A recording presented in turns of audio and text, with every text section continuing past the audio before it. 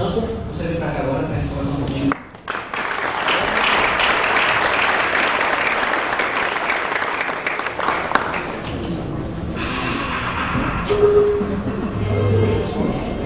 Outra coisa meio retrobrega, viu?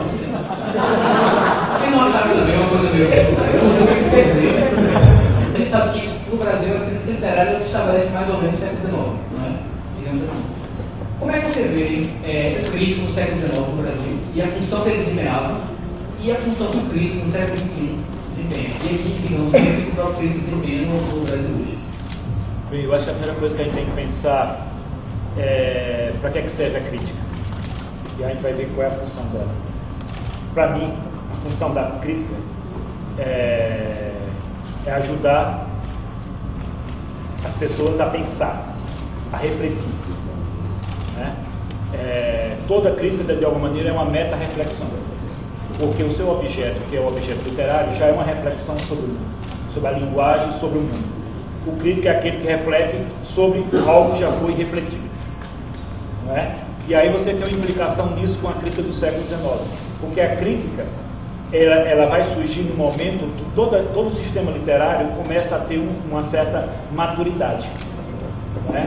Quer dizer, você só tem essa meta-reflexão no momento que você tem uma certa maturidade intelectual no país. É claro que no caso específico do século XIX, não só no Brasil, mas no mundo, você tem uma particularidade, que é o surgimento com força da imprensa.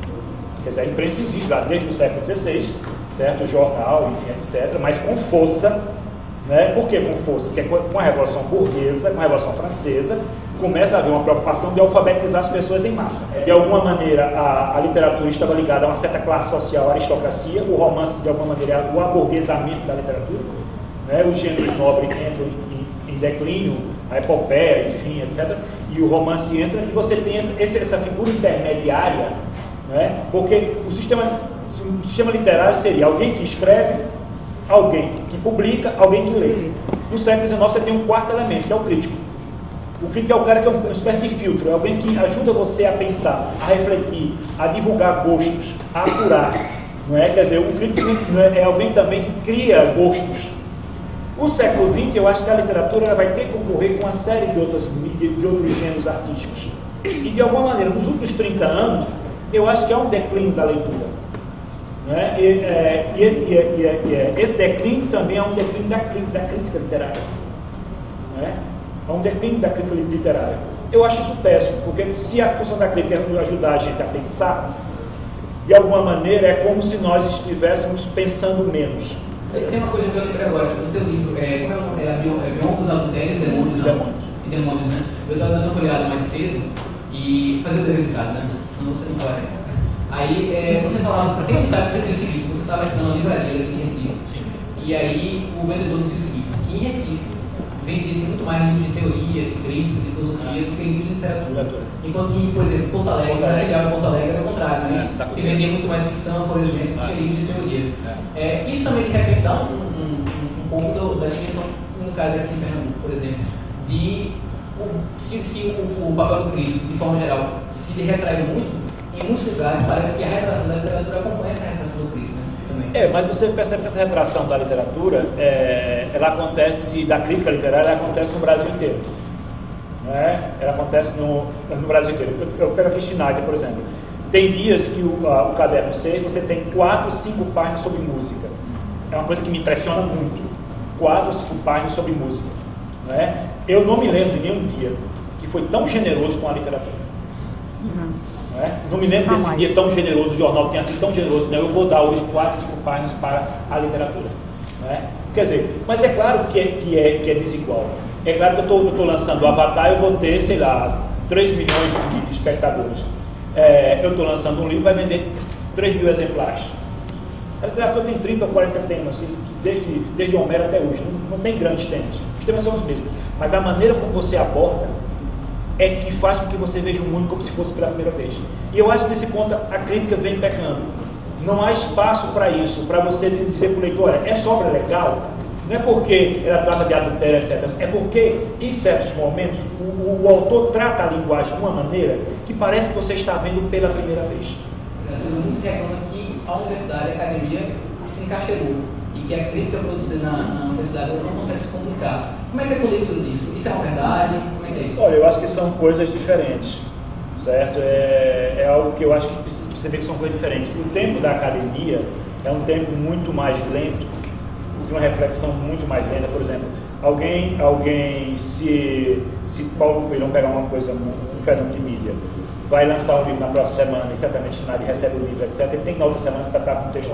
A questão não é que se a academia se isola, a questão, por exemplo, é que eu vou dizer pessoalmente, eu não posso estar batendo na porta dizendo, gente, me dá uma colunazinha para escrever. Quer dizer, não é minha função, eu não ganho do Estado para isso. O Estado me paga para eu ser professor e ter uma produção acadêmica, certo? O jornal tem uma outra função. Se o jornal precisa de mim, ou de qualquer outro especialista em qualquer outra área, um outro tipo de reflexão, ele vai lá e vai buscar, certo? O meu tipo de reflexão é outra. Quer dizer, eu produzo um tipo de reflexão para alunos que vão ser futuros professores, certo? O curso de letras, por exemplo, ele não está formando críticos literários, nesse sentido, para jornal.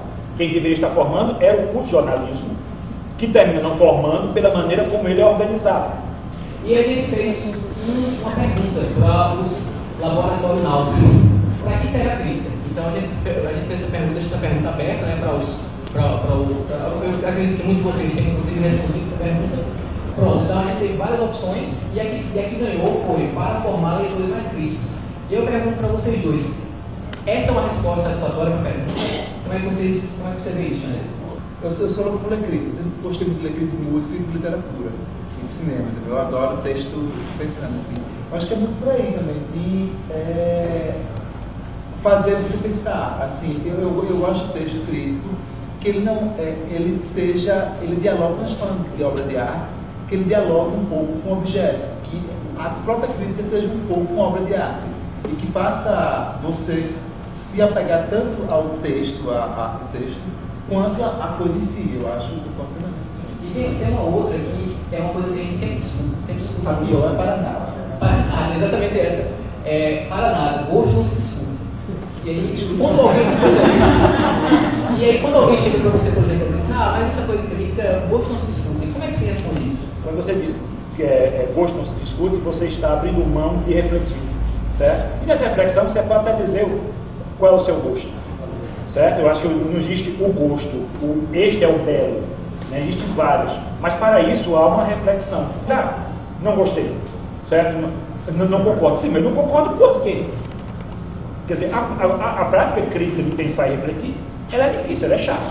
Ler é chato. Quando você diz o jornal, as pessoas não encontram gente que queira ler. Sim, porque é muito mais fácil, como diz lá o Paulo Honório em São Bernardo, quando ele diz, por que eu vou perder uma semana lendo um livro se eu vejo um filme sobre o livro em 2 horas?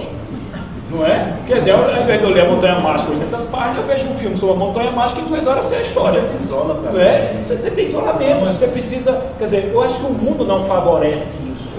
O mundo cada vez mais favorece menos trabalho de reflexão, você tem que se isolar. Você tem que se gostar muito. Um leitor é alguém que se gosta muito. Ou tem um grau de neurose tão grande que consegue se isolar. Certo? Porque você passar 2, 3, 4, 5, 6 horas sentindo um imenso prazer em estar sozinho em casa, junto com um livro, viajando numa história que só existe ali.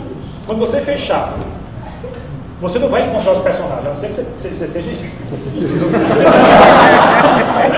Quer dizer, é preciso que você goste muito de si, goste muito desse processo de reflexão.